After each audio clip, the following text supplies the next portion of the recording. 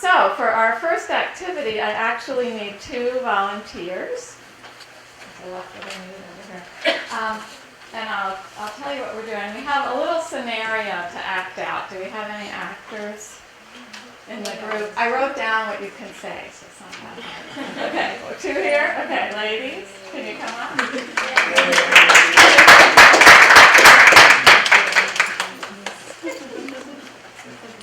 Okay, so I'll give you a little chance to read these. Sorry, they're in my handwriting. We have Eugenia and Kendra. Kendra, Lahenia and Kendra.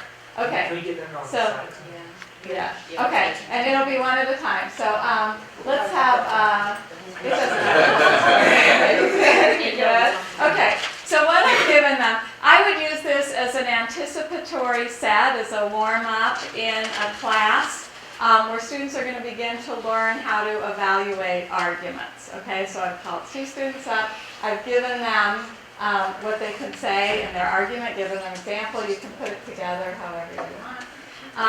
And so listen to the argument. I'll tell you that I'm going to play their mother, and they are my teenager.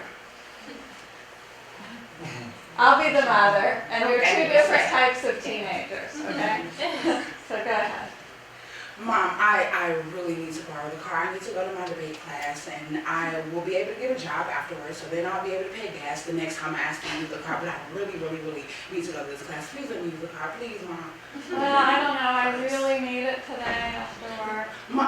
You are always teaching me about responsibility. You're always telling me to go the extra mile, and I'm trying to go the extra mile. I'm trying to take this debate class. I'll be able to be persuasive, and I'll be able to articulate myself and stand up for myself like I'm doing now, Mom. Let me go, please. All right.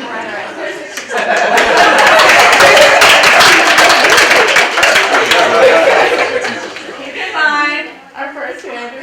Okay, sit down. Can I bring your car tomorrow to school? Yeah, no. Please. My friend said I can do it. No. Oh, you're so mean. Why you make me so mad? I'm gonna drive. My friends tried. Why can't I do it? I like your car. Thank you.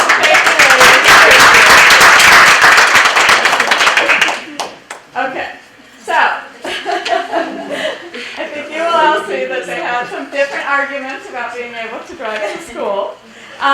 So after this, I would ask the class to identify what they're arguing about, what the 2 want, and to talk about the types of arguments that the 2 students used. Okay? What I got when I did this from my class was, when were you sitting in my house? How did you know? Did you record that conversation? So the students really identify with this, as, I'm sure you can see. And so I would ask them to identify both the claim and the evidence that both students used. So I will ask you, what is the depth of knowledge level, do you think, about asking them to identify the claim and the evidence? Anyone have an idea?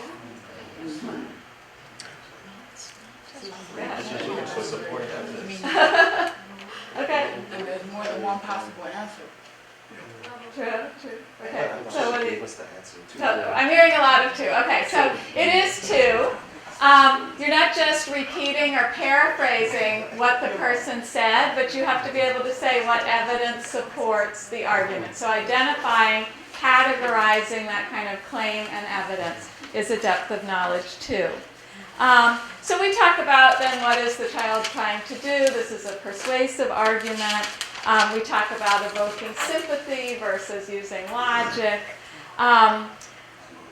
I would then bring it to a level 3 with a class discussion of evaluating the arguments. What arguments work? What arguments don't work? And then I would then spend the class, which I'm not going to go through today, but in some way teaching about fallacies in arguments, talking about personal attacks, talking about generalizations, slippery slope, all those things you do when you evaluate arguments. and discuss why some of the arguments don't work, why they don't feel persuasive to you, and even get into labeling these arguments as the lot, logos, pathos, ethos, talking about when you're appealing to someone's sympathies, when you have a logical argument. But all in the context of what they saw in that argument of this morning.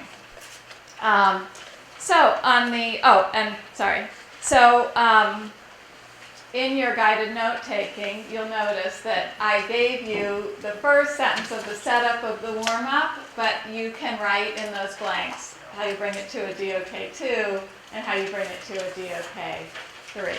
So you could do that or not today, but so you can see how the guided note-taking is used.